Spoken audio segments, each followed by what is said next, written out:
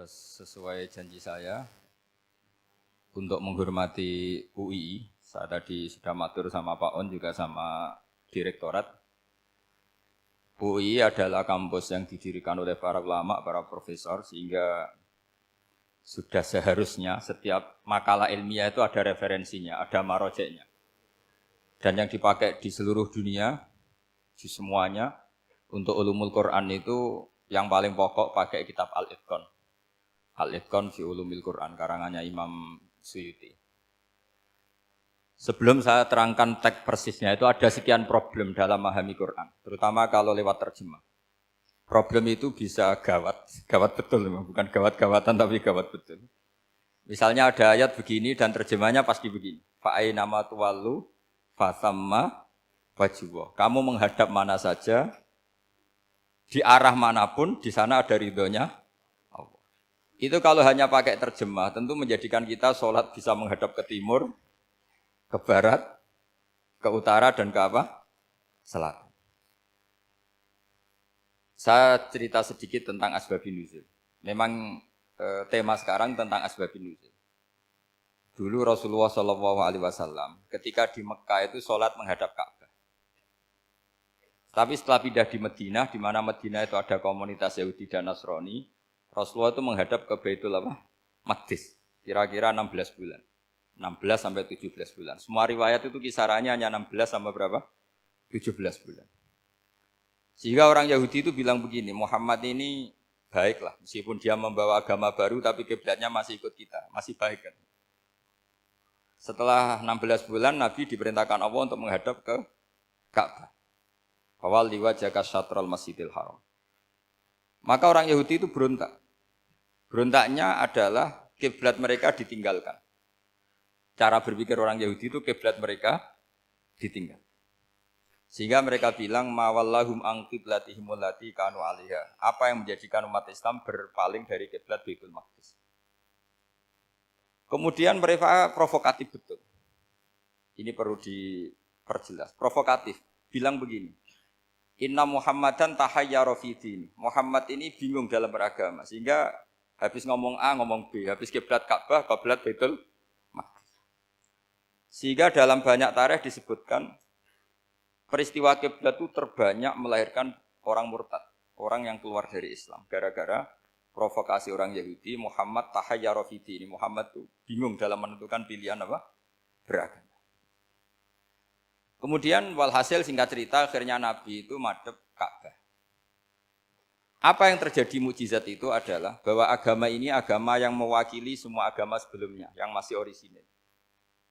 Yaitu Nabi akhirnya berargumentasi Ka'bah adalah kiblat yang asli, yang lebih tua. Terus mereka tanya, buktinya apa? Dijawab oleh Quran, fihi ayatum bayyinatum maqamu apa? Ibrahim.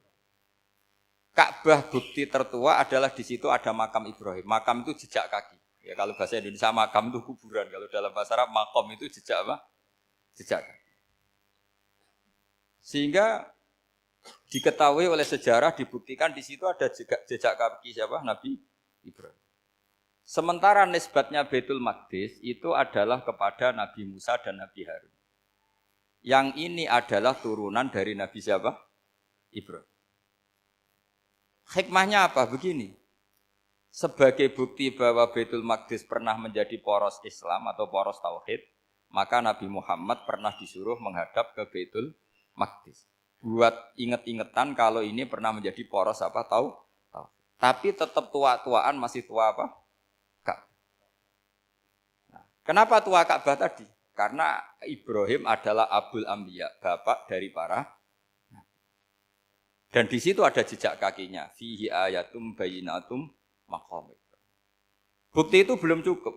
Dibuktikan lagi bahwa Ismail kecil itu hidupnya di Ka'bah. Kita tahu sa'i bainas Safa wal Marwah adalah karena Siti Hajar sedang mencari apa? Air. Jadi ada bukti sekian, bukti empirik bahwa Ibrahim itu kiblatnya itu Ka'bah, bukan Baitul. Sehingga ada kata-kata fihi ayatum bayyinatum maqamu Ibrahim. Nah, tanpa ngerti asbabun nuzul, kamu akan mengartikan fa'ina ma tuwallu fasamma wajhuhu itu salah. Karena di situ kamu menghadap mana saja, maka di situ ada ridhonya Maka para ulama memberi catatan, maksudnya begini, kamu menghadap kemana saja, asal itu yang diperintahkan Allah, maka di situ ada ridhonya. Harus seperti itu maknanya, disesuaikan dengan konteks asbabin nuzul. Tanpa seperti itu tidak bisa. Dan masih banyak lagi kepentingan tentang asbabin nuzul. Jadi problem sekarang adalah banyak mufassir yang hanya mengartikan dari terjemah. Itu bahaya sekali. Jika ada orang yang menikah secara mut'ah, itu kan mirip kayak transaksi zina. Mereka berdalil famastamta'tum bihi minhunna fa'atuhunna ujurahun. Perempuan yang sudah kamu nikmati, yang penting kamu bayar. Terjemahnya seperti itu. Karena ujur itu jamaknya ujroh. Itu fatal sekali.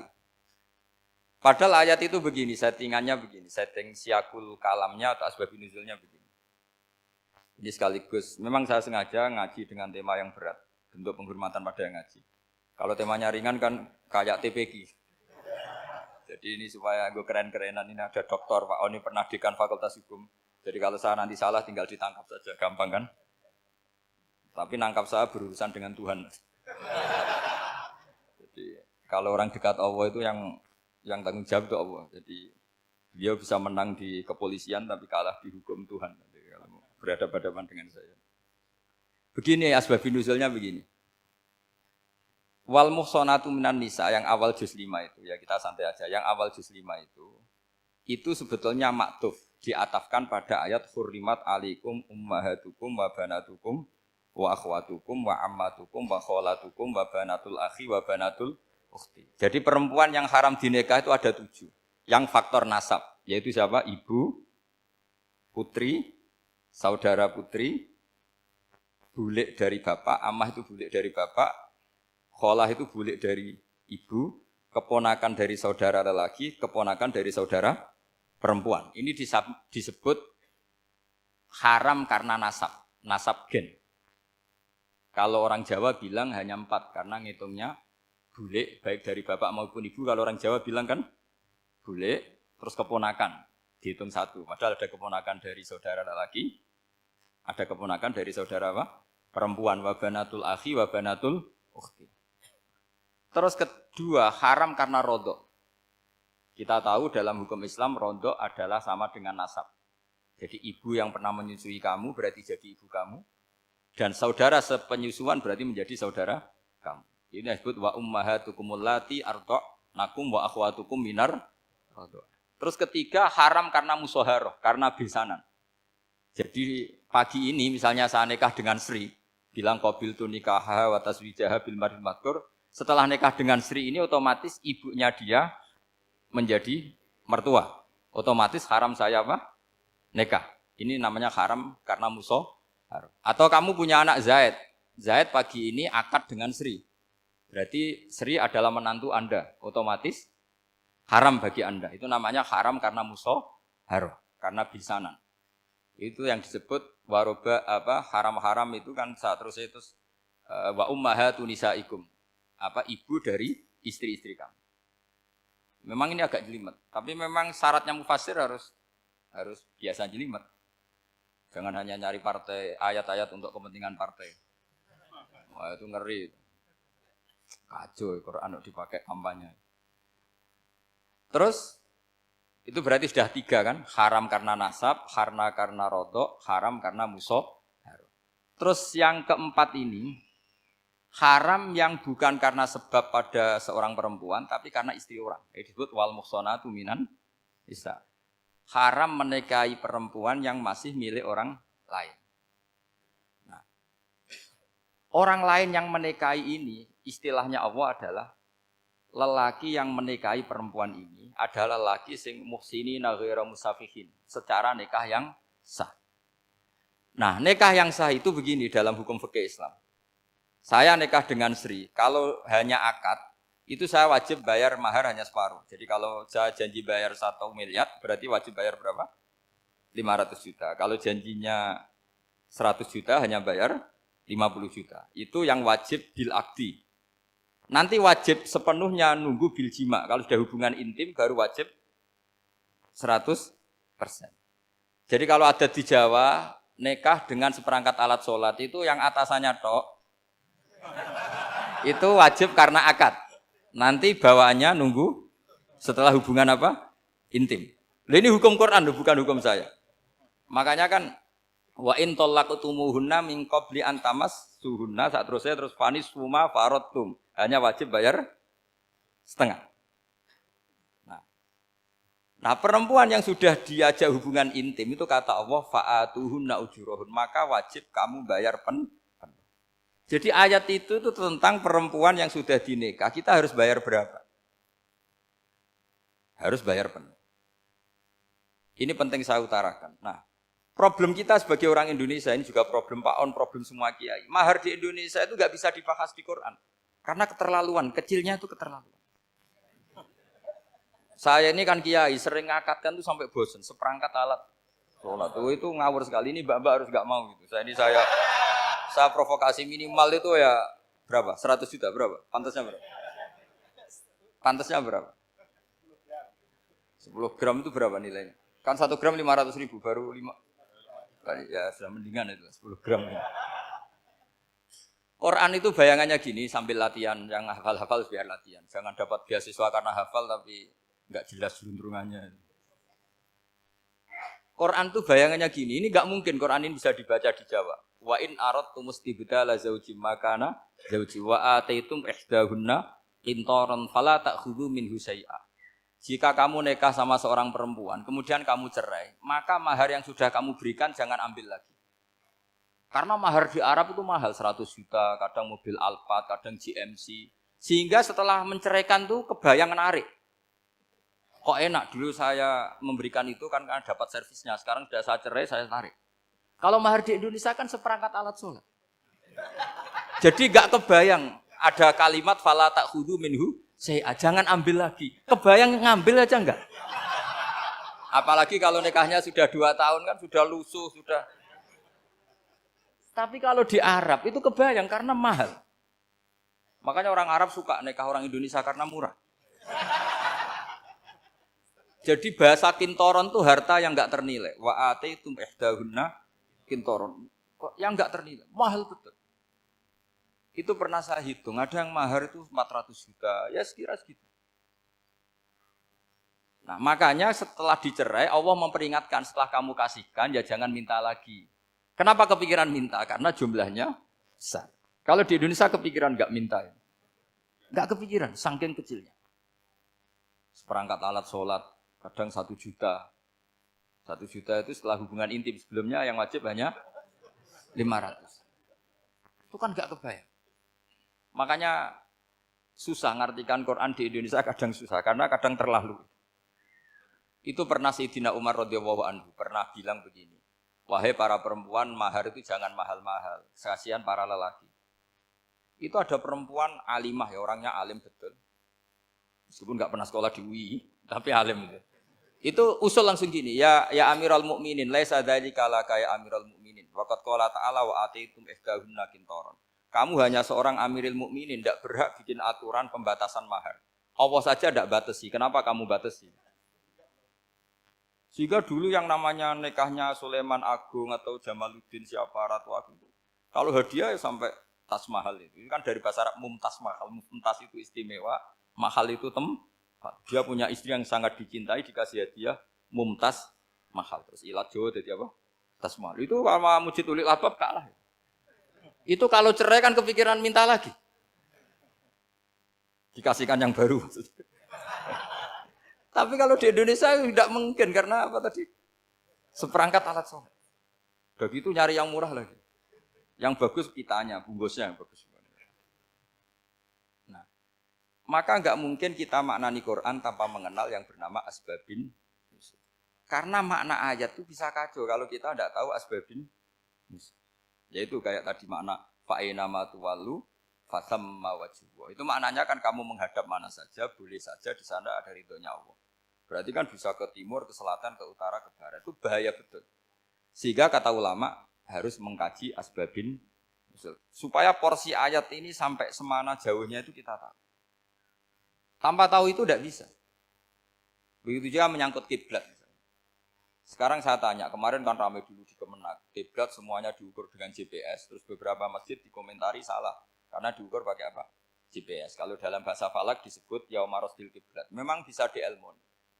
Tapi pertanyaannya begini, dari awal Allah ngendikan fawal liwajhaka syatral masjidil haram. Kamu yang penting sholat itu menghadap masjid. Masjid itu ya bangunan. Sehingga kata Ibnu Abbas yang diriwayatkan banyak ulama mengatakan al-Ka'bah kiblatun li ahlil masjid wal masjid kiblatun li ahlil haram wal haram kiblatun li ahlil masyriq wal maghrib. Jadi kalau orang di dalam masjid kiblatnya harus Ka'bah. Di luar masjid kiblatnya asal bangunan Masjid Haram. Tapi di luar sini kayak di Indonesia boleh semua tanah. Kenapa begitu? Kata Ibnu Abbas karena Quran turun bilisanin arabiyyin mubin. Jadi kalau orang Jogja kalau mau ke Jakarta arahnya kemana? Barat. Itu sebetulnya ketika Anda ke barat itu persis Jakarta apa bisa saja pasnya itu Pangandaran. Tapi orang itu akan bilang kalau ke barat ya ke Jakarta. Meskipun presisi Anda tepatnya di Pangandaran. Nah kiblat seperti itu, asal orang menghadap ke barat, itu orang sudah bilang ke kiblat. Enggak usah sedetail misalnya harus pas Ka'bah. Saya pernah debat sama tim ahli Kemenang. Enggak bisa Gus, sekarang ada GPS harus tepat Ka'bah. Terus saya bilang gini, kalau teori Anda benar, berarti semua masjid luasnya maksimal 16 meter. Ka'bah itu luasnya hanya 16 meter. Berarti masjid Ulil Albab yang pojok sana sama pojok sana, kira-kira itu ya sudah tidak kena Ka'bah. Kalau harus tepat, Ka'bah itu kan diameternya hanya 16. 16 sampai 18 kalau nggak salah. Berarti semua masjid kalau ingin tepat Ka'bah harus pas 16. Kalau terlalu luas pilihannya harus cekung. Kan jadi aneh. Makanya saya itu sering Pak On, dulu saya ini biasa debat fikih. Kalau di tradisi pesantren namanya Basul Masail. Saya punya teman yang paling kurang ajar, yang paling saya kenang dalam sepanjang sejarah. Dulu itu kalau debat fikih itu ya seru. Kalau aturan fikih kan gini, soft paling baik itu kan soft pertama. Baru kedua, baru ketiga. Yang paling keren kan soft awal, soft. Terus teman saya bilang gini Pak, ya kalau gitu gini aja Gus, desain masjid itu memanjang utara selatan. Biar semuanya soft awal. Gara-gara didesain begini kan ada soft 2, soft 3. Apa susahnya? Kita bikin mulai awal supaya masjid itu memanjang utara apa? Selatan. Supaya semuanya soft awal. Ya kalau ada hukum ya diimplementasikan dalam desain bangunan katanya. Jadi. Itu kan kacau.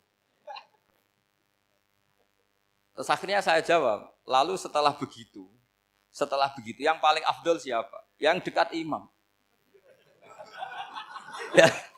Ya sudah, bikin cekong saja kalau gitu.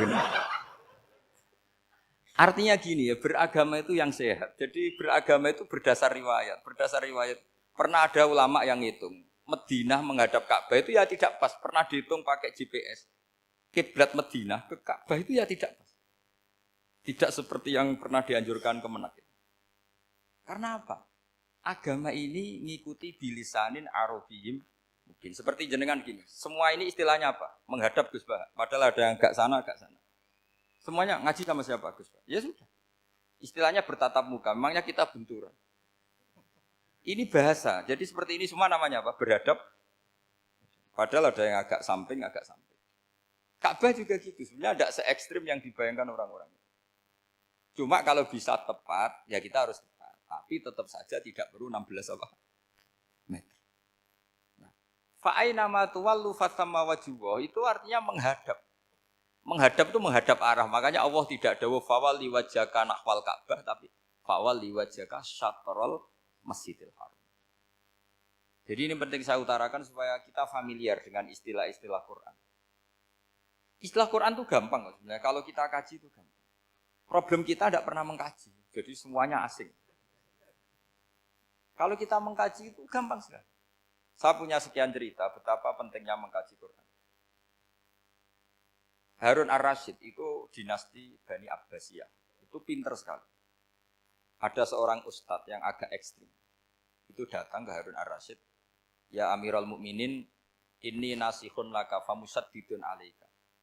Fala tajidanna alayya fi nafsika syai'an. Saya mau nasihati kamu tapi saya mohon jangan masukkan hati. Karena nasihat ini penting. Tapi saya akan keras, vulgar. akan keras, kritik saya akan keras karena Anda sebagai Amirul Mukminin tidak becus. Apa kata Amirul Mukminin Harun Rasid? Uskut ya Ustadz. Nah, sebagai riwayat uskut ya jahil, kamu itu Ustadz bodoh, tidak usah banyak omong. Terus ditanya, kenapa saya bodoh? Terus dibacakan ayat faqula lahu qaulal layyina la'allahu yatadzakkaru aw yakhsha. Inna Allaha ta'ala qad arsala man huwa khairun minka ila man huwa syarrun minni.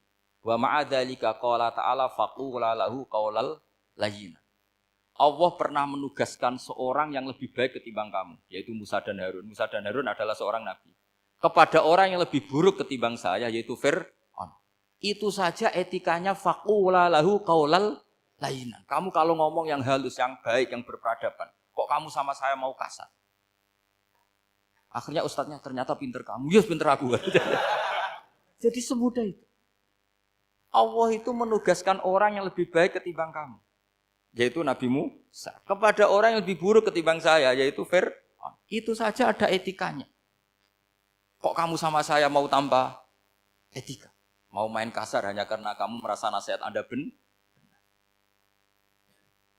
Jadi gampang sekali memahami Quran.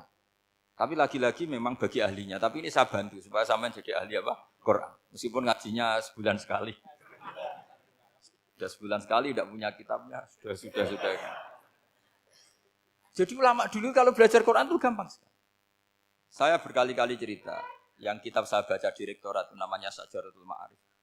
Itu kalau cerita bikin judul itu enak sekali.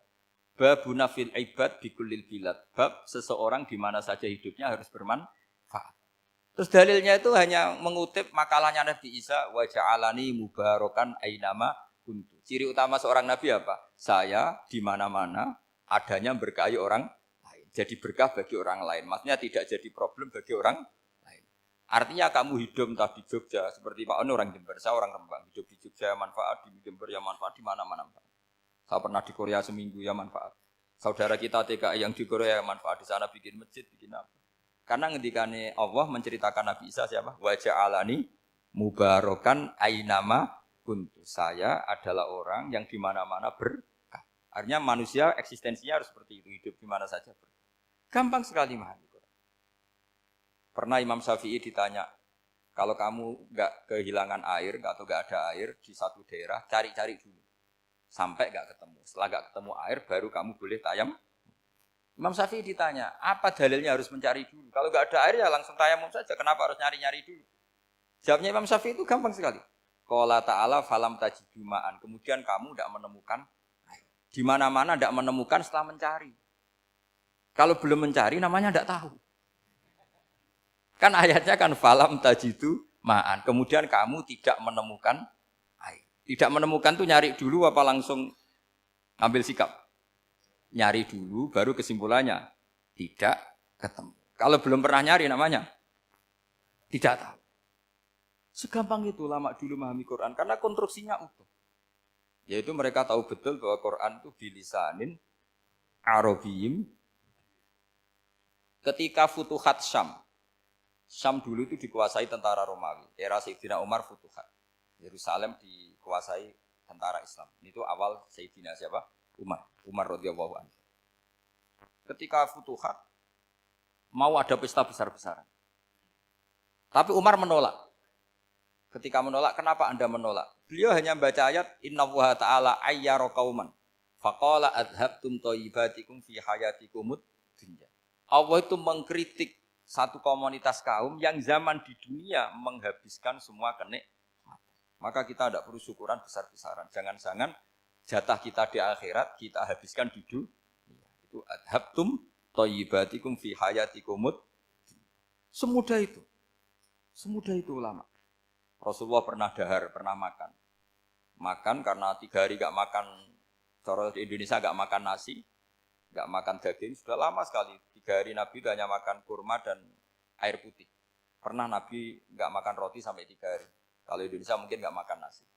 Di hari ketiga, ada sahabat yang berbaik hati, Nabi disembelihkan kambing, dipotongkan kambing, Nabi disuruh dahar. Itu baru dahar setengah piring, Nabi berhenti. Ketika ditanya, setengah piring itu kan sudah kuat untuk sholat, untuk apa sudah kuat. Ditanya, ya Rasulullah kenapa berhenti? Bukankah engkau tidak makan ini 3 hari? Nabi menjawab walatus alunna yauma idzin anin naim. Semua nikmat yang saya rasakan nanti ada pertanggungjawabannya. Makanya saya tidak ingin banyak-banyak. Wah itu kalau diterapkan di sini enggak populer. Makanya saya tahu gayanya ngaji Quran itu enggak siap dengan konsep-konsep Quran ini. Jadi segampang itu orang dulu. Nah karena apa ya itu tadi.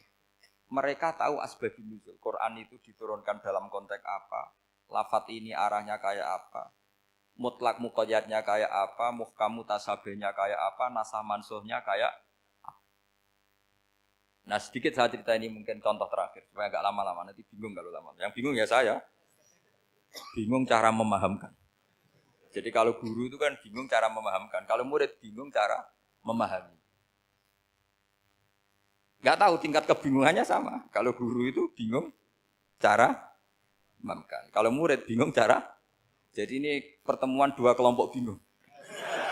Yang satu bingung cara memahamkan, yang satu bingung cara. Kalau orang ekstremis bingung cara merusak suasana. Itu gak benar itu.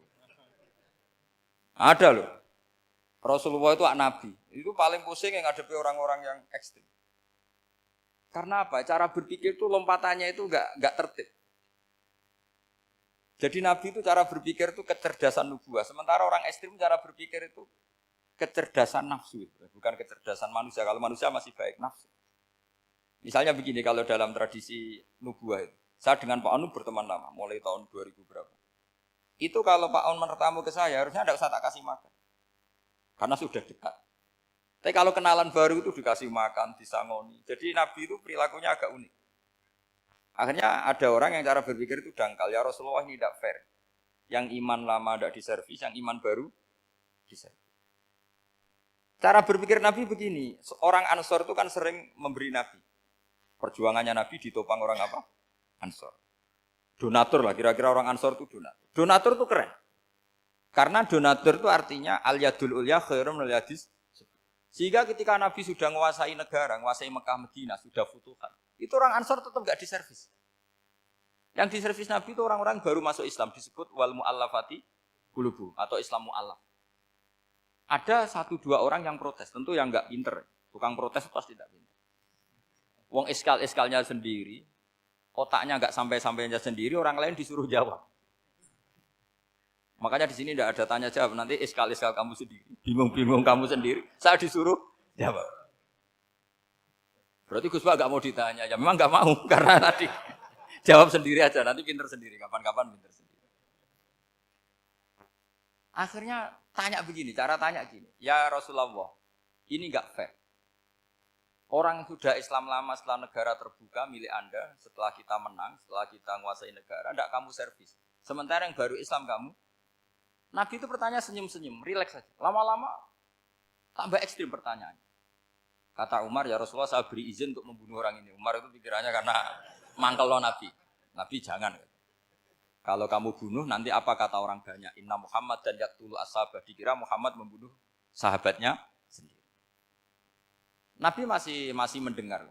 Komplainnya masih mendengar. Lama-lama Nabi memberi penjelasan. Kamu ini orang Ansor. Kamu biasa memberi saya, memberi dana perjuangan. Memberi itu hebat. Saya tidak ingin menurunkan grade Anda. Grade sebagai pemberi, berarti kelasnya elit. Sekarang menjadi penerima. Itu tidak bagus. Itu betapa Rasulullah ini namanya kecerdasan nubuah. Kalau orang biasa memberi, biar memberi saja. Supaya dia tetap heroik, tetap patriotik, tetap keren. Karena mentalnya pemberi. Jangan sampai dari mental memberi, kemudian mentalnya peminta. Jadi kalau Pak On jadi tim suksesnya Pak Jokowi itu ya tidak minta-minta. Kalau dulu kampanye ya kampanye saja. Biar memberi terus nggak pernah minta. Meskipun akhirnya ya gelong. Tapi Nabi dulu tidak gitu. Jadi orang Ansor itu nggak pernah diservis. Padahal jasanya kayak gitu. Supaya kelasnya tetap kelas elit, yaitu pemberi, penanggung jawab. Nabi nggak ingin orang Ansor turun grade menjadi penerima. Orang-orang yang cerdas nubuah menerima konsep Nabi seperti itu. Lo tanya sama Pak On, saya dadani terjemahan UI itu puluhan tahun sama Pak. Itu beliau ke kontrakan saya ke rumah beliau. Tidak pernah berharap apa. Saya sangat tertutup. Bukan apa-apa ya, kalau ingin memberi saja. kontribusi saya pada Al-Quran. Saya tidak kepikiran mendapat. Supaya heroik. Tapi orang-orang yang cerdas tadi, cerdas amatir tadi, ini nggak fair. Wong yang memberi lama kok dapat servis sedikit. Nah, sekarang itu problem zaman akhir sudah mulai seperti itu. Nah, orang ini namanya Dzul Khuwaisirah. Ini yang nanti punya anak turun Khawarid. Khawarid itu orang yang ibadahnya hebat, tapi cara berpikir tentang nubuah salah. Orang lagi Khawarid itu orang yang ibadahnya hebat, tapi cara berpikir nubuah salah. Nubuah itu unik. Nubuah itu cara berpikir tadi. Apa ya? Melihat sesuatu yang benar biar benar terus. Yaitu tadi, mental memberi itu ya biar memberi terus, tidak usah di-share. Maka ketika Abu Bakar jadi khalifatul Rasulullah, itu ada sistem kepegawaian. Itu gajinya Umar yang sudah Islam lama, gajinya Abu Bakar yang sudah Islam lama. Itu sama Abu Sufyan sama, padahal Islamnya Abu Sufyan baru setelah Fathu Mekah, kira-kira baru setahun. Terus diprotes sama orang-orang, ini Islam lama kok gajinya sama Islam yang baru setahun kok sama. Kata Abu Bakar, fadhailuhum indallah, mereka punya kelebihan Islam lama itu indallah, nanti balasannya biar surga. Kalau di dunia sesuai profesinya. Artinya profesi kalau penjaga kantor ya berapa, kalau dosen berapa, pokoknya ya sudah. Dan itu diterima oleh sahabat, semuanya nerima konsep itu. Era Umar agak dibalik. Abu Sufyan kira-kira gajinya 1 juta, yang lainnya yang menangi Nabi mulai awal gajinya 10 juta. Ditanya, ya Umar, kenapa ini jadi rubah seperti kebijakan Abu Bakar, tidak seperti Abu Bakar? Jawabnya Umar lucu. Fawwah la usawwi baina man qatala Rasulullah wa baina man qatala ma'a Rasulillah. Demi Allah saya tidak akan pernah menyamakan orang yang dulu merangi Rasulullah yaitu Abu Sufyan dengan orang sing selawase derekno Rasulullah yaitu Sayyidina Ali dan sebagainya. Ini penting.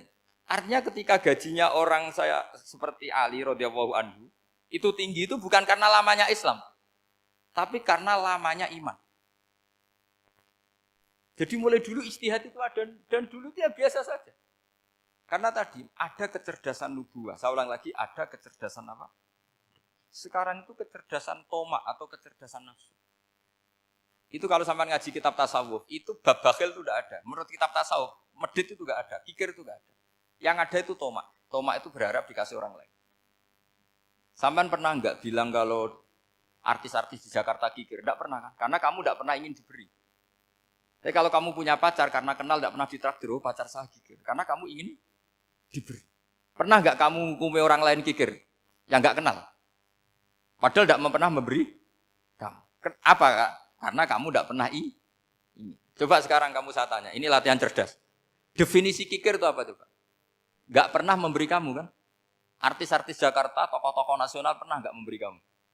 Enggak kan? Tapi enggak pernah kamu vonis kikir. Karena kamu enggak pernah tomak. Tapi pacar kamu, kok amin ditraktir terus.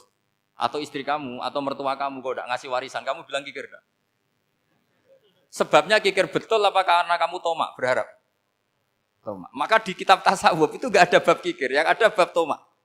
Karena asal usul menvonis orang kikir itu karena tamak. Maka jangan banyak kenal orang, nanti banyak hukum kamu. Sombong juga gitu, di tasawuf itu enggak ada bab sombong. Karena orang hukumi orang lain sombong itu karena kamu ingin dihormati. Ada orang enggak kenal, terus lewat saja enggak tanya kamu. Kamu bilang sombong enggak? Enggak kan? Tapi kalau kenal, oh sombong betul, kenal enggak tanya kan gitu. Jadi tasawuf itu sisi unik dari khazanah Islam. Makanya di tasawuf itu enggak ada kritik terhadap kikir. Ya tentu kikir itu buruk, pasti ya kikir itu buruk. Tapi enggak perlu dikritik. Jangan-jangan yang salah kamu. Wong kenal Pak On di PPAI terus ingin jadi sekretarisnya. Terus ingin kenal Pak Jokowi ingin jadi menterinya. Nanti kenal rektor ingin jadi pegawainya. Ketika enggak diturutin bilang Pak Rektor kikir. Tapi orang lain ya Kak pernah berharap. Mungkin enggak menvonis Pak Rektor atau Pak On ini kikir. Enggak kan? Berarti vonis kikir itu status orang itu apa enggak kesampaian niat kamu? Memang agak jelimet ilmu tasawuf itu, tapi itu unik. Itu bagian dari khazanah apa? Islam. Makanya Rasulullah itu sering isti'adah minta perlindungan wa min toma'in fi ghairi matma'in. Ya Allah, saya tidak ingin berkeinginan yang tidak layak. Karena semua dunia ini dimulai dari keinginan. Coba kamu protes negara itu karena apa? Ingin makmur, sejahtera tanpa kerja, sehingga nyalakan menteri keuangan, menteri ini itu. Makanya kalau guyonannya ulama tasawuf begini, tak beri bocoran. Guyonannya orang tasawuf. Begini guyonannya. Anta lam tajid min nafsika kullama turid. Fa kaifa turidu min ghairika kullama turid. Kamu yang punya keinginan saja tidak bisa memenuhi apa yang kamu inginkan. Kenapa keinginan itu kamu timpakan ke orang lain untuk memenuhi kamu? Wong kamu yang punya keinginan saja tidak bisa mewujudkan. Kenapa keinginan Anda kamu timpakan, bebankan orang lain untuk memenuhi keinginan Anda? Misalnya kamu, Gus saya ini goblok, tolong pinterkan. Wong kamu yang ini saja tidak bisa. Kok menyuruh saya? Jadi kalau tiap tasawuf itu unik. Seperti kamu mencintai istri tulen, itu ingin kan dicintai istri tulen. Kamu sendiri kan nggak bisa cinta tulen, masih pelengahan sana sini. Kamu pacaran, ingin pacar kamu setia. Ternyata kamu bikin sekian alternatif. Kalau putus ini punya ini, putus ini. Tapi kamu ingin ini setia kan nggak fair. Makanya guyonnya orang tasawuf itu anta lam tajid min nafsika kullama turid fa kaifa turidu min ghairika kullama turid. Gampang tuh apalane pokoknya ratrit gitu aja gampang. Jadi kamu yang punya keinginan saja tidak bisa memenuhi. Kok orang lain disuruh memenuhi. Sehingga orang tasawuf itu malu betul. Misalnya saya kok ingin Pak On takdim sama saya itu kurang penggawean. Kalau saya ingin ditakdimi saya menakdimi diri saya sendiri. Makanya berbahagialah orang yang ngilu terus saya ganteng sendiri ya Allah. Saya kaya sendiri. Menunggu orang lain bilang kamu kaya itu repot. Menunggu orang lain bilang kamu hebat itu, ya sudah bilang aja, ya Allah saya hebat, ya Allah saya ganteng, ya Allah saya cantik. Daripada menunggu orang lain bilang apa? Cantik. Jadi ilmu tasawuf itu unik. Jadi kalau fikih itu yang dikritik itu kikir. Kalau tasawuf enggak toma. Karena orang yang kamu vonis kikir itu jangan-jangan tidak kikir, tapi mementingkan yang lebih penting. Misalnya ada teman yang tidak pernah naktir kamu, ternyata punya ibu sakit, uangnya dianggarkan untuk ibunya yang sakit, atau anaknya sekolah, atau keluarganya masih butuh biaya, ya, sehingga sama teman dia kikir. Hakikatnya kikir apa mementingkan yang penting? Tapi kamu karena gak pernah ditraktir menvonis kikir.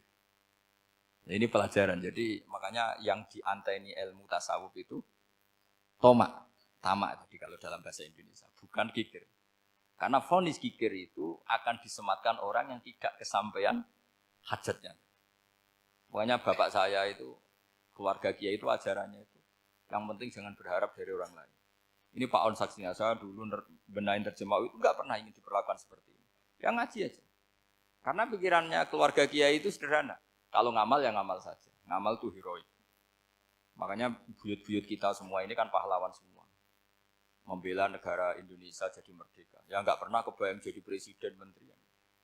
Tapi sekarang nggak, ngamal sedikit saja harus jadi menteri. Jadi ini bahaya kalau dalam kelangsungan bernegara karena orang biasa transaksional. Awal negara ini dibangun berdasar heroik, bukan berdasar apa? Transaksional. Tapi sekarang orang akan membiasakan itu. Apa-apa itu transaksional. Ini tidak bagus untuk kelangsungan bernegara. Apalagi kelangsungan beragama. Sehingga seperti saya ini masih punya desa-desa binaan di Sragen, di pedalaman Papua sekalipun. Saya punya santri banyak di Papua. Itu kalau cerita itu unik-unik. Itu mau Jumatan, itu enggak ada orang 40. Sudah datang setengah 12, itu datangnya 3 jam. Di situ mau ketemu santri 3. Semua, karena ya akhirnya mereka tanya gini, Pak. Pertanyaannya itu lucu. Gus, boleh enggak Jumatan orang 3? Secara fikih Syafi'i kan harus orang 4. Kemudian mereka tak bilang, buat sholat duhur saja. Mereka enggak mau. Wong Jumat-Jumat kok duhur. Harinya kan Jumat, masa sholatnya? Sehingga kita yang jadi kiai akhirnya nyari fikul madzhabil arba. Nyari fikih madzhab 4. Ternyata Imam Malik membolehkan orang 6. Ada yang bilang 12. Yang penting keceluk jamun. Jamun itu kelompok. Kalau 3 kan belum keceluk apa? Belum disebut apa? Kelompok. Ini penting saya utarakan supaya kita berjuang itu bukan karena CV seperti ini kayak di Ulil Albab, masjidnya keren, kampus swasta tertua, terus termasuk nomor 1 2 di Indonesia. Oke, kita syukur dengan kebesaran UI. Tapi yang namanya dakwah itu menjadikan orang tidak tahu menjadi tahu, termasuk kepada desa-desa tertinggi. Sama. Yang namanya menteri itu pembantu presiden untuk memenuhi kebutuhan rakyat banyak. Sekarang misalnya menteri pertaniannya itu hebat, cerdas, tapi petani nggak mau nandur padi mau apa itu? Coba yang membantu ketahanan pangan itu para petani mau nanam padi apa karena menteri pertanian? Karena petani mau nanam. Ya sudah GR saja, kita pembantu presiden semua. karena ikut menyumbangkan ketahanan pangan. Tapi kamu kan nggak digaji, kita keren ngamal tanpa harap gaji. Ini ini penting supaya Anda itu nggak hati kecil gitu, ikut menyumbang negara tanpa ingin dapat gaji. Keren nggak? Nah itu nubuah. Apa? Nubuah. Orang Ansor itu seperti itu. Sehingga ketika Rasulullah wafat dan ada kompetisi kepemimpinan, itu orang Ansor gak ikut. Sudah kita makmum saja, silahkan dibagi di saking baiknya orang Ansor. Nah, makanya saya ulang lagi ya. Kecerdasan nubuah ini yang gak difahami orang Khawarij. Orang Khawarij cara berpikir yang kerja banyak harus dapat banyak. Sementara kecerdasan nubuah enggak.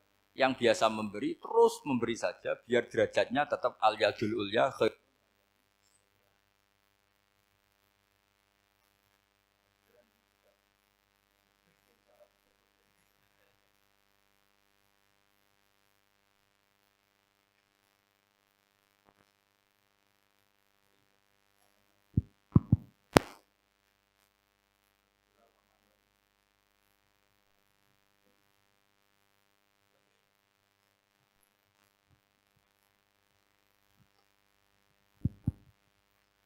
Bismillahirrahmanirrahim. Ini saya baca supaya dapat berkahnya ulama-ulama dulu. Karena ini dikarang oleh ulama yang dipakai rujukan seluruh dunia. Begini, qala Ibnu Taimiyah, ma'rifatu sababin nuzuli yu'inu ala fahmil ayat. Jadi mengenali asbabin nuzul itu membantu memahami secara benar ayat itu. Karena tadi kalau ayat itu dipotong, itu maknanya bisa kacau kayak tadi famastam ta'tum bihi minhunna fa'atuhunna ujuruhun. Kalau diterjemah itu kan mendukung kawin mut'ah. Kalau terjemahnya saja perempuan siapa saja yang pernah kamu nikmati, yang penting kamu bayar. Itu kan aliran sesat dan menyesatkan. Itu konteks asbabun nuzul tidak seperti itu. Perempuan yang sudah menjadi istri kamu, seorang lagi perempuan yang sudah menjadi istri kamu, jika sudah kamu hubungan intim, maka maharnya harus dibayar penuh. Tapi kalau belum hubungan intim, maharnya hanya wajib separuh. Fanis suma farotum illa ayafuna au ya'fualladzi biyadihi uqdatun nikah. Tapi tadi kalau di Indonesia gimana Gus? Ya itu yang repotnya. Maharnya itu tadi mau kena atasan dan apa? Bawahan. Wah kacau kalau di Indonesia. Sehingga kita bingung kalau dalam logika Arab kan gitu. Bayangannya kalau cerai, kata Allah fala ta'khudhu min syai'at. Harta yang sudah kamu berikan ke istri jangan diambil lagi. Sampai dilarang ngambil tuh karena jumlahnya banyak sehingga kepikiran ngambil. Kalau di Jawa enggak usah dilarang sudah tidak akan ngambil karena rukuhnya sudah lusuh. Itu susahnya baca Quran di Jawa ya. Karena dari awal maharnya terlalu kecil. Terus beliau Imam Suyuti termasuk di sini menyontohkan yang pasti salah kalau difahami yaitu tadi ayat fa'ina ma tuwallu fastamma wajib. Jadi beliau terus meringatkan betapa pentingnya mengenali asbabin nuzul. Karena asbabin nuzul itu gampang. Saya ulang lagi, asbabin nuzul itu gampang. Gampangnya begini ya, kan ada satu peristiwa. Misalnya begini, Rasulullah itu kan mengkritik penuhanan Lata dan Uzza. Berhala-berhala itu dituhankan, dikritik sama Rasulullah. Kemudian mereka begini, karena mereka biasa personifikasi Tuhan. Muhammad, kalau Tuhan itu tidak Lata Uzza dan itu terbuat dari batu, lalu Tuhan Anda itu dari apa? Amin fiddotin audhabin, lalu Tuhan Anda ini dari emas apa dari perak? Karena mereka enggak bisa membayangkan Tuhan tanpa dipersonifikasi. Terus Allah menurunkan qul huwallahu ahad, Allahus somad, lam yalid wa lam yulad wa lam yakul lahu kufuwan ahad. Karena otaknya mereka sudah begitu, yang namanya Tuhan itu harus dipersonifikasi. Makanya saya kemarin di Korea seminggu, cerita yang paling unik gini Pak On, ada bos Islam, ada bosnya TKI yang baik. Mereka mengizinkan pekerjanya sholat. Bareng sholat tuh diingeti ke atas ke bawah, kok enggak ada arcanya. Sehingga setelah sholat dibilang, apa saya berikan berhala sekalipun? Karena enggak kebayang ada orang sholat kok tanpa berhala, tanpa Tuhan. Yang kamu sembah itu mana? Kok enggak ada? Apa tak belikan? Jadi unik. Nah teman saya yang satu unik lagi, dia termasuk pegawai Garuda yang derekno saya ke Korea itu orang pegawai Garuda. Dia karena orang kaya biasa ke Eropa kemana-mana itu. Singkat cerita dia sholat di mall karena nganggep Korea itu sudah negara maju kayak Eropa. Setelah sholat di mall pas asar itu, security-nya nelpon polisi. Pak polisi di sini ada ritual teroris. Jadi kalau menamakan sholat itu ritual. Jadi artinya apa? Ritual-ritual yang kita lakukan itu macam-macam cara pandang. Orang ateis itu kan Cina kan Korea itu kan ya Cina lah, Korea, Jepang, RRC itu kan sipit. Itu ya yang namanya ibadah sembahyang harus ada patungnya atau ada arcanya atau ada benda-benda. Orang Islam kan nggak ada sama. Makanya mereka itu kok bisa? Problemnya kita, saya ulang lagi, ini problemnya. Problemnya kalau ada itu ya repot. Begini misalnya, ini masih tentang asbabun nuzul. Ini contoh terakhir, tentang masih asbabun nuzul. Umar radhiyallahu anhu, sahabat Umar itu kalau mencium Hajar Aswad itu sambil gedumel. Tidak berdoa, tapi gedumel. Masyhur. Itu ada di Bukhari. Alim tu annaka hajarun la tadurru wa la tanfa. Walau la anni ra'aitu Rasulullah qabbalaka ma qabbaltuka. Saya tahu loh. Nyium Hajar Aswad dicium, tapi sambil gedumel. Saya tahu loh, kamu hanya batu, enggak mandoroti, enggak manfaati. Kamu jangan GR, saya cium itu jangan GR. Kalau saja saya tidak melihat Rasulullah mencium kamu, maka saya ada sudi nyium kamu. Dah gitu aja. Terus itu tiap nyium Hajar itu tidak doa. Kalau kamu kan enggak minta kaya, minta macam-macam. Kalau Umar malah gitu. Nah, kenapa demikian? Itu ada asbabun nuzulnya. Umar itu saksi sejarah. Ketika Rasulullah Fathi Mekah, Nabi kan tawaf terus mencium Hajar. Itu di belakang masih banyak orang kafir. Kebetulan Umar masih di sana. Sudah Islam Umar, tapi dia di belakang. Dengar orang-orang kafir, Muhammad itu tua aneh. Katanya melarang nyembah batu. Ternyata dia nyembah batu. Jadi Nabi nyium Hajar Aswad itu dikira nyembah. Katanya ngelarang nyembah batu, tapi dia kok nyembah batu. Karena Nabi mencium Hajar Aswad. Nah karena untuk menghilangkan stigmasi itu, Umar tiap nyium Hajar Aswad ngomong gitu. Kan ada sound system, mungkin jadi sound system. Supaya jelas bahwa penciuman ini bukan karena menyembah. Artinya mudah sekali kenapa Umar ngomong gitu. Karena asbabun nuzulnya seperti itu. Coba kalau kamu tidak tahu asbabun nuzul. Umar maksudnya gimana? Enggak doa, enggak apa kok malah ngomong gitu kan. Tapi kalau kamu tahu asbabun nuzul Umar itu yang mendengar komentar orang sama ketika kita tawaf itu kan 3 pertama kan kita lari-lari kecil. Itu ceritanya juga gitu. Rasulullah itu hidup di Medina. Terus diterkenalkan miskin. Medina itu kota wabak, kota penyakit, endemik. Dulu Medina, Yasrib itu kota endemik. Sehingga kata orang kafir-kafir Mekah, yaji ulihadal bait kaumun qad wahanat huma Yasrib. Nanti akan datang satu komunitas kaum yang sudah lemas karena kena penyakit TBC dari Yasrib. Nabi dengar itu makanya terus bilang ke para sahabat, tunjukkan kalau kamu kuat dengan cara lari 3 kali. Terus pakai pakaian yang kelihatan maco, yaitu yang dipakai lelaki-lelaki. Bahunya dikelihatkan. Nah, setelah Rasulullah wafat, Umar menggantikan beliau setelah Abu Bakar. Umar bilang gini, sebetulnya tawaf seperti ini, yaitu lari pertama 3 putaran pertama lari dan memperlihatkan pundak seakan-akan orang maco itu sudah enggak perlu. Karena alasan itu sudah tidak ada. Tapi ini tinggalan Rasulullah, maka jangan rubah ya tetap seperti ini. Akhirnya meskipun sudah tidak ada alasan tadi menjawab stigmasi orang kafir, tetap tawaf seperti itu. Jadi memang agama itu unik.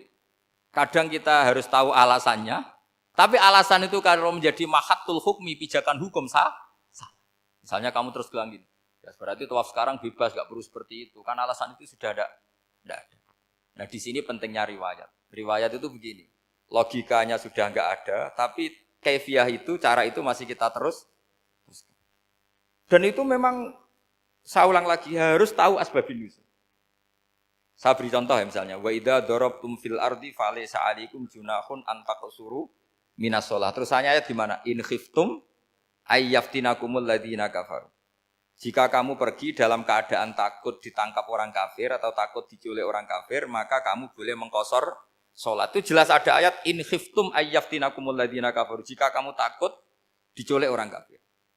Sehingga ketika ba'da Fathi Mekah, setelah Mekah dikuasai Islam, Umar tanya, "Ya Rasulullah, kenapa engkau masih sholat qashar? Bukankah kita sudah aman?" Waqad qala ta'ala in khiftum ayyaftinakumul ladzina kafaru. Allah ngendikan boleh mengqashar itu kalau dalam kondisi takut. Waqad kunna fi amrin, sekarang kita sudah aman. Jawabannya Rasulullah itu unik. Ya Umar hadihi shadaqatun faqbalu shadaqah. Ini sedekahnya Allah, bonus sudah terima saja, enggak usah catatan-catatan gitu. Sehingga era Umar ya ada lagi yang tanya Umar ke gitu. Terus kata Umar, sa'altu dzalika Rasulullah sallallahu alaihi wasallam faqala hadhihi shadaqatu wa faqbalu shadaqah. Sudah ini bonus dari Allah, terima saja. Ini kan unik. Padahal kalau secara disiplin ilmu kan begini. Kamu boleh mengqashar salat kalau dalam bepergian dan dalam keadaan takut. Logika hukumnya kalau tidak takut tidak usah. Sama seperti begini. Kamu kalau pergi jauh seperti saya Pak On, itu ngosor sholat apa enggak ngosor kan? Alasannya kalau kosor itu, kalau pergi itu masyakot, repot. Sekarang pergi kita pakai Alphard, pakai Innova. Bawa uang, disupirin, itu masyakot enggak? Enggak kan? Tetap boleh jamak enggak? Boleh. Sebenarnya kamu jamak itu karena pengetahuan hukum apa karena enak jamak? Kalau alasannya masyakot, kan sekarang sudah ada. Enggak repot. Ya sudah pakai hadis tadi, ini hadiah, terima saja. Jadi makanya agama itu riwayat. Tapi ada saja ulama yang agak balik loh. Agak balik loh gini, banyak juga ulama misalnya duwe gawe, ibunya sakit terus ribet jamak sholat. Kenapa? Ribet ngurmat ibu. Makanya ada saja kiai yang duwe gawe mantu itu terus jamak sholat, tapi jangan ikuti. Tapi ada saja karena alasannya jamak itu karena apa? Repot. Ya ada saja, tapi ya jangan ditiru. Cuma saya ini cerita, analisis hukum itu memang agak-agak unik. Jadi tadi, kadang Nabi itu ditanya, ya Rasulullah, kita dulu boleh jamak qashar ini kan karena in khiftum ayyaftinakumul ladzina kafaru, takut diancam orang kafir. Sekarang aman, kenapa tetap jamak? Jawabannya Nabi, ini hadiah, terima saja. Ya ada sahabat yang bantah, kenapa Nabi? Allah itu zat yang baik. Kalau sudah ngaji bonus nggak pernah ditarik lagi. Makanya Nabi kalau berdoa itu unik. Ya, siapa yang disiksa di dunia karena dosanya, fawwahu akramu min ayyus sanniya uqubatahu fil akhir. Kalau ada orang salah kok di dunia sudah dikasih sanksi, Allah itu lebih mulia untuk mengulang nanti di akhirat. Akram itu Allah terlalu mulia, maksudnya orang kepikiran, wis males ya selesai, tidak akan di. Kalau sampean kan enggak, masih ingin lagi. Jadi itu cara berpikir nubuah. Jadi berpikir nubuah itu beda. Ada orang pas sujud diinjek sama orang fasik. Diinjek, kemudian si yang sujud tadi, wallahu la yaghfiru wallahu laka, demi Allah tidak akan ngampuni kamu. Itu langsung Allah memberi wahyu sama Nabi di zaman itu. Bilangin yang sedang sujud itu, dia harus minta maaf sama saya, kata Allah. Mangdalladzi yata'alla ala fulan. Dia bersumpah bahwa Allah tidak akan memaafkan orang itu. Itu harus diralat. Nabinya iskal, kenapa ya Allah? Yang Tuhan itu saya ini punya sifat dua, bisa menyiksa dan bisa memaafkan. Kenapa dia milih sifat saya satu tidak memaafkan? Akhirnya apa? Orang yang nginjek tadi sama Allah dikasih tobat dan jadi orang soleh. Jadi itu makanya kamu nggak boleh jadi orang ekstrim nyifati Allahnya satu. Enggak boleh, Allah tetap bisa yaghfiru liman yasha wa yu'adzibu may yasha. Sifatnya Allah dua ya tetap dua, enggak boleh kamu pilih satu. Misalnya kamu kan biasanya gini, yang ghafur untuk kamu, yang sadidul uqab untuk orang lain. Mesti kelakuannya sampean kan begitu. Enggak boleh seperti itu. Rasulullah kayak apa bencinya sama Wahsy? Karena Wahsy itu qatilul Hamzah. Yang membunuh Sayyid Hamzah siapa? Itu bencinya bukan main Rasulullah. Sampai maksud-maksud Wahsy. Tapi sama Allah malah diturunkan ayat laisa laka minal amri syai'un aw yatuba alaihim aw yu'adzib. Muhammad, meskipun kamu kekasih saya itu tidak wilayah kamu, maafkan atau enggak, terserah saya, kata Allah. Ternyata betul, malah Wahsy dikasih tobat. Nah sekarang enggak, orang itu nyifati Allah sama orang lain syadidul iqab, kalau sama dirinya enggak boleh seperti itu. Allah ya sifatnya tetap dua. Jadi boleh kamu misalnya berdoa, ya Allah mbak yang cantik itu semoga dapat jadi istri saya. Mbaknya juga boleh berdoa, ya Allah naudzubillah min dzalik. Jadi ini adu kekuatan, nanti terserah nanti Allah pihak yang mana. Kayaknya pihak yang perempuan mungkin. Karena kasihan kan kalau cantik dapat orang apa? Jelek.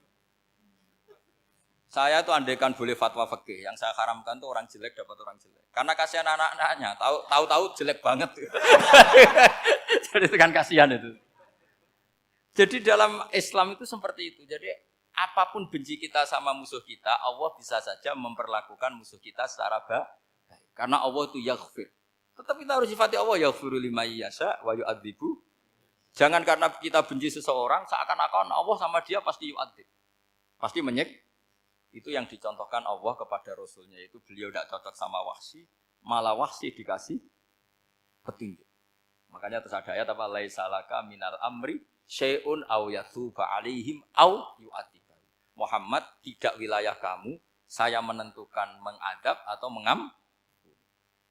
Makanya rata-rata kiai ulama itu halim. Orang halim itu rileks. Layinal janib, tidak gampang menvonis orang lain. Biar Allah tetap dengan sifatnya yaf'alu ma biasa, bahwa Allah bisa melakukan apa saja. Soal kamu benci sama seorang, benci saja atas nama kamu. Jangan nyatut-nyatut Allah. Misalnya kamu cinta seseorang, wah ini yang calon presiden ini harus jadi presiden. Ternyata Allah menghendaki jadi menteri, mau apa? Ya Allah ya fa'alu ma yasha, mau apa coba? Yang kiai atau Pak On, DPAI, patutnya kan menteri agama itu Pak On. Tapi kalau Pak yang takdir gitu mau apa? Ya sudah, Allah ya fa'alu.